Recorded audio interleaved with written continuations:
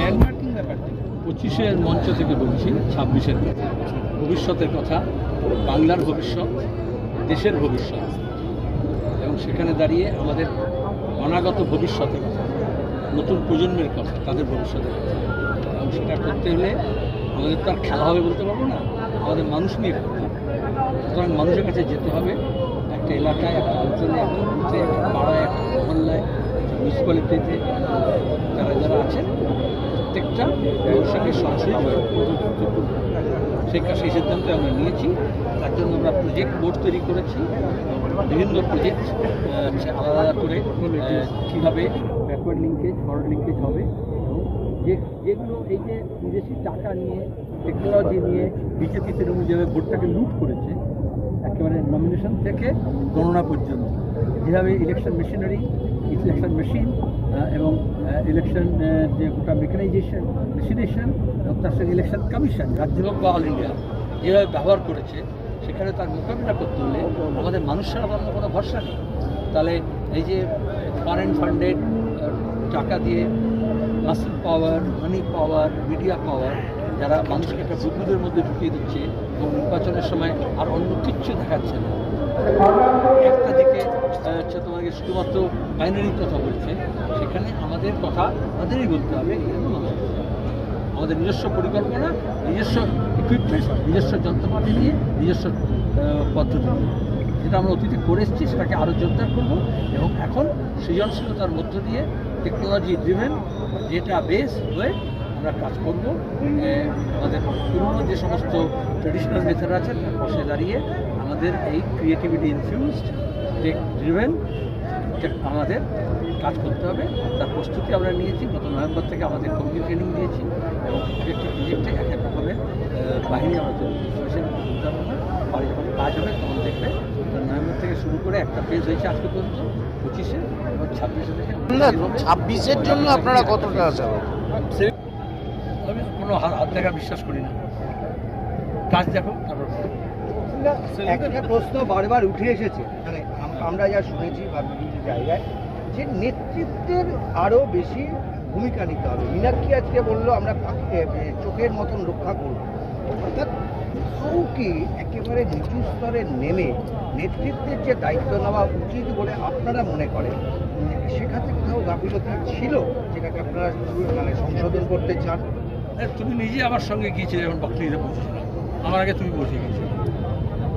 এই যে আর্জি করে যারা গাড়ি থামালো, এই মীনাক্ষী অনুদানরা, এরকম নেতৃত্ব নয়। আজকে এখানে সমাবেশ শেষ করব, মীনাক্ষীর বাড়ি ফেরার কথা ছিল, 3 দিন এখানে আছে। আমি বললাম আমরা 2 দিনে যাবো, এখন বাকি এখানকার কমিটিদের নিয়ে চন্দননগরে যাবো। নিজস্ব সামনে দাঁড়িয়ে থেকে লড়াই করছে এবং সেটা থেকে একদম এলাকাগত হবে, পাড়াগত হবে। কালকে চন্দননগরের ঘটনা তোমাদের যখন প্রেসে এটা বলছি, এগুলো আমাদের এরিয়া কমিটির মেম্বার আজকে নিয়ে থানায় গিয়েছে। তারপরে স্বৈরতান্ত্রিক প্রবণতা আছে। আমরা বলছি নয়া ফ্যাসিবাদী চরিত্রে কায়দা কানুন সব হচ্ছে এদের এই আক্রমণের মধ্যে। নয়া ফ্যাসিবাদী কেন বলেছে? কারণ history does not repeat itself. জার্মানির যে নাৎসিবাদ ছিল, মুসলিমের যে ফ্যাসিবাদ ছিল, সেটা কি এদেশে হবে? কারণ কমিউনিস্টদের ধ্যান ধারণা প্রত্যেকটা দেশে প্রত্যেকটা সময় সেখানকার স্থানীয় অনেকগুলো ফ্যাক্টরি করে তার ফ্যাসিবাদের একটা চরিত্র হয়ে গেছে।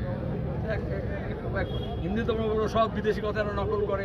আমরা এখন নতুন কথা বলছি বলে আপনারা বলতে নারাজ, কেন আপনি বিদেশি ভাষায় বলছেন না? অবশ্যই বিজেপি,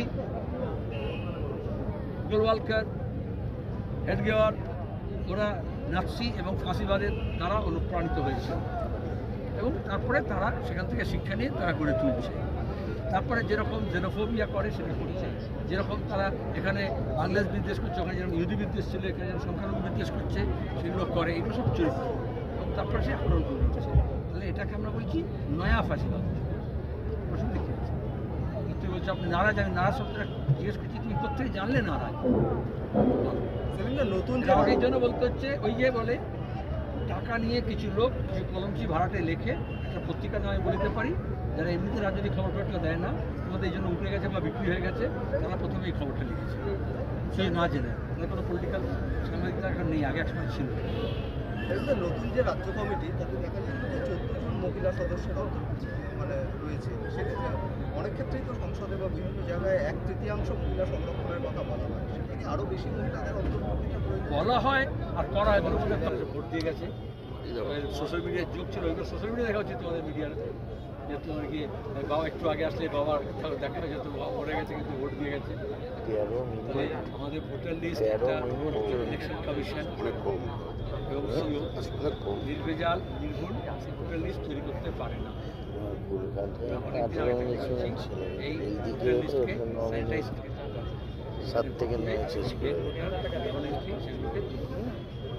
আমাদের রাজ্যে জনসংখ্যা যা বৃদ্ধি হার তার থেকে ভোটার সংখ্যা বৃদ্ধি হার বেশি হয়ে গেছে।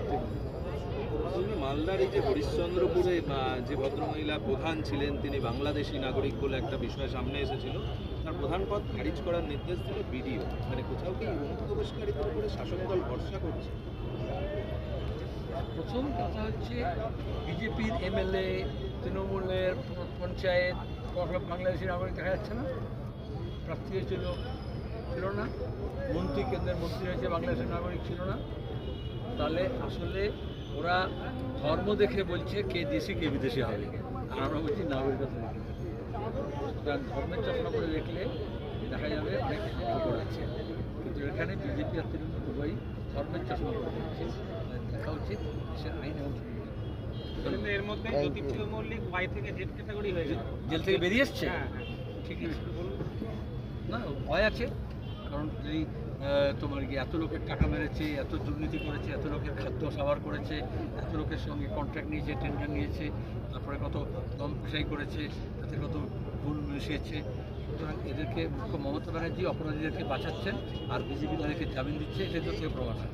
কলকাতার রাস্তায় এবং আরও দিন পরে দেখবে বিজেপিতে জয়েন করলে কেন্দ্রীয় বাহিনী তাকে পাহারা দিচ্ছে, যেমন শুভেন্দুকে দিচ্ছে। বলছি কলকাতার রাস্তায় আজকে হাড় হিম করা ঘটনা, সাত সকালে 2 মহিলা ট্রলি করে দেহ লোপাট করে মেরে তারা কলকাতার রাস্তায় ঘুরে বেড়াচ্ছে, গঙ্গার ঘাটে ফেলবেন বলে অভিযোগ করেছে সিসিটিভি লাগাবে, এটা আমি বলে যখনই কোনো ঘটনা ঘটে তখন তাড়াতাড়ি আর একটা খবর সেখানে তৈরি করে দেয়, তাকে সেই যে ঘটনা বলো, দুর্ঘটনা বলো, হত্যা বলো, সেখান থেকে নজরটা ঘুরিয়ে দিয়ে কাল থেকে তোমরা লিখবে কত ক্যামেরা কেনা হবে, কত টাকায় কেনা হবে, কত টাকা কাটবে।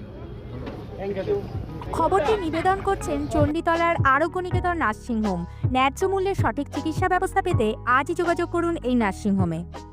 এই খবরটি নিবেদন করছেন সৌজন্য সার্সফিকা ফুডস, ডানকুনিতে খাদ্য রসিকদের জন্য সেরা ঠিকানা।